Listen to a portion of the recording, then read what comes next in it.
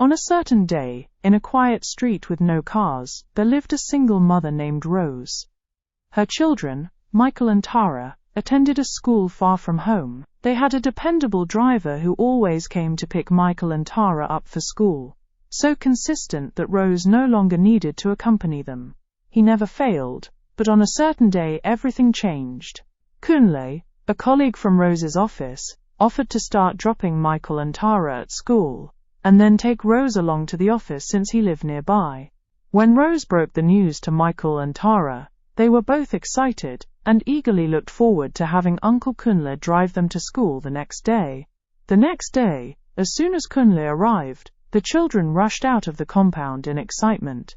They laughed and chatted with Kunle while waiting for their mother Rose to join them. Later that day, after school, even after Kunle dropped the family at home, Michael and Tara didn't go in immediately.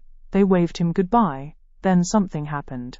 If you are enjoying this story, please click to like this video, share with friends, and subscribe to this channel for more. And yes, something happened.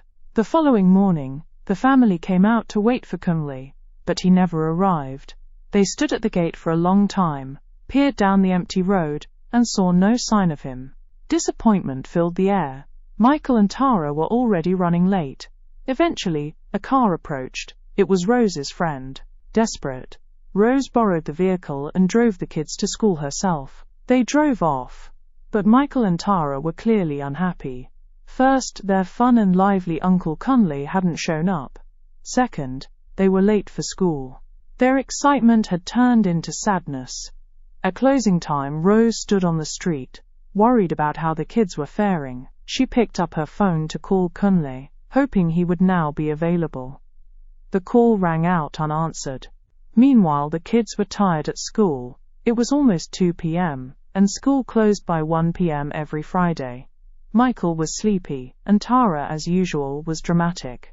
Rose eventually picked up the kids, and had to cross the road to get a public vehicle home before returning to the office. Back at work, Rose sat wondering what could have happened. She was angry, confused, and imagining all sorts of possibilities. Where could Kunle be? Suddenly, Rose received a call. Kunle was okay and on his way to the office. Rose took a deep breath, deciding to stay calm and hear whatever explanation he had for all that had happened.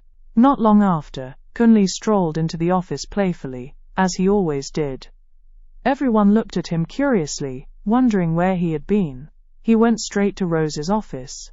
He explained himself to Rose, who had already made up her mind to remain happy, but also prepared to do without Kunle to avoid future disappointment. He explained casually that there had been an emergency, and he had to take his mother somewhere. He added that he mistakenly left his phone at home and apologized, promising it wouldn't happen again. Rose assured Kunle that she had no hard feelings and that everything was fine. It was just that he had proven more than once that he was not dependable.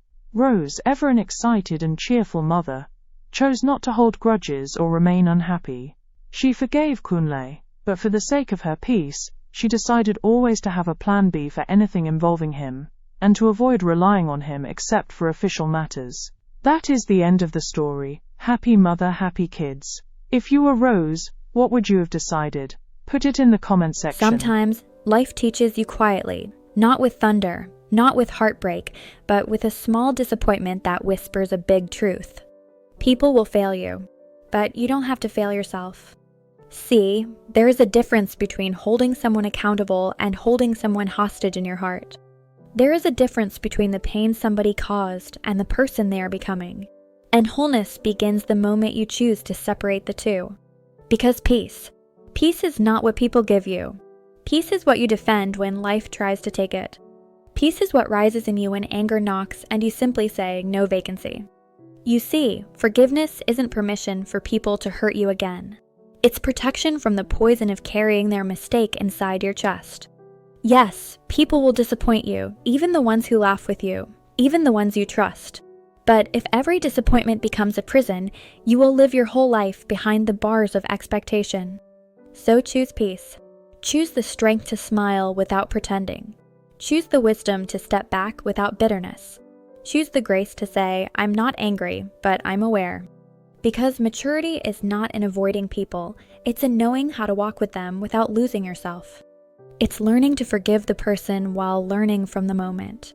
To say, I release you, but also, I remember what this taught me.